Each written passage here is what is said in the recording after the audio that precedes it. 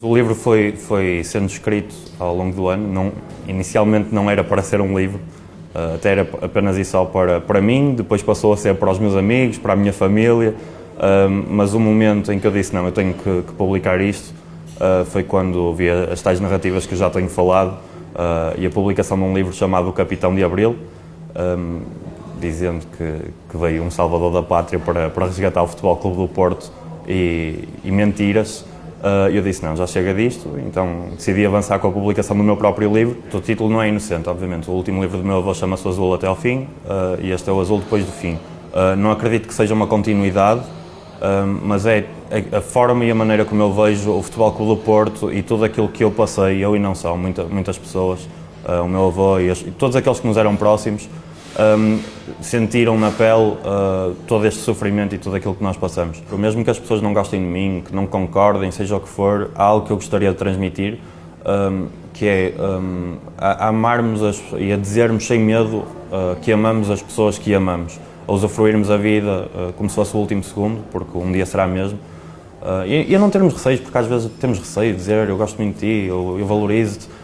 E acho que neste livro vai sendo transmitido um bocadinho isso, a dor e o sofrimento, mesmo tendo dito sempre que o amava, a dor que é perder alguém que nos é próximo. Começa exatamente nessa altura, nesse dia que me marcou muito.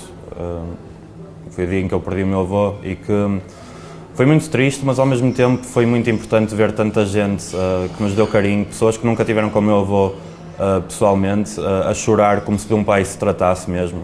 Vi muita gente emocionada, pessoas que vieram de fora, portanto foi alguém que tocou no coração de muita gente.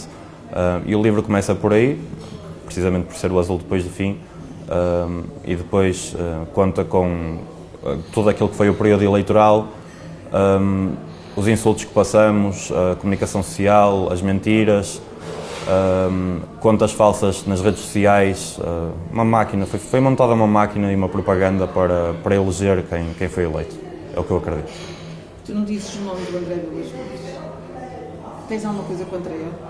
Não tenho nada contra ele e tenho a certeza que ele não vai ler o meu livro, porque tem muito mais do que fazer certamente, nomeadamente pôr o Futebol Clube do Porto a ganhar títulos que foi isso que ele prometeu e que infelizmente ainda não tem conseguido. As pessoas que leram, claro que também são suspeitas porque gostam de mim, mas dizem-me que acima de tudo que é um livro puro, que é genuíno, sentem que... As pessoas dizem-me que quando estão a ler parece que me estão a ouvir a mim a falar, porque no fundo é isso, são as emoções de um miúdo que perdeu o seu avô, o seu ídolo e que me faz muita falta. Foi quase um segundo pai para mim, especialmente nestes últimos 4, 5 anos. Estávamos muitas vezes juntos, acompanhava-o em tudo. Mesmo no Futebol Clube do Porto, que era a grande paixão da vida dele, eu fazia questão de ir com ele aos jogos, às modalidades, ao hóquei, ao handball, ao vôlei. Eram momentos que eu gostava muito, porque eu sempre que estava com ele sentia-me bem. Eu sempre tive noção do peso do apelido Pinta Costa, tanto para o bem como para o mal.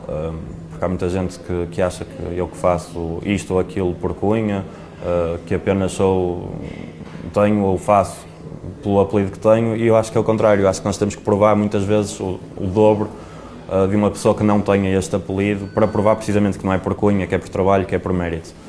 Mas é algo com que eu lido bem, as pessoas vão criticar de qualquer forma, vão de criticar, eu sigo a minha vida, vou fazendo aquilo que acredito e a ser uma pessoa que acredito eu, claro que isto não me fica bem, mas com princípios e com valores que acho que me foram incutidos pelos meus pais e pelos meus avós. O melhor sucessor... Não quero atirar nomes para o ar, mas muita gente considera que poderia ser o próprio André Vilas Boas, e até digo que o seria, mas não da maneira que o fez, não da forma como o fez. Poderia vir a ser um bom sucessor e acho que nem foi inteligente da parte dele, porque hoje poderia perfeitamente ter o Porto na mão, ter o Futebol Clube do Porto unido, que é aquilo que todos nós queremos e que neste momento não acontece. Continua uma perseguição incrível a todos aqueles que não concordam com a atual direção.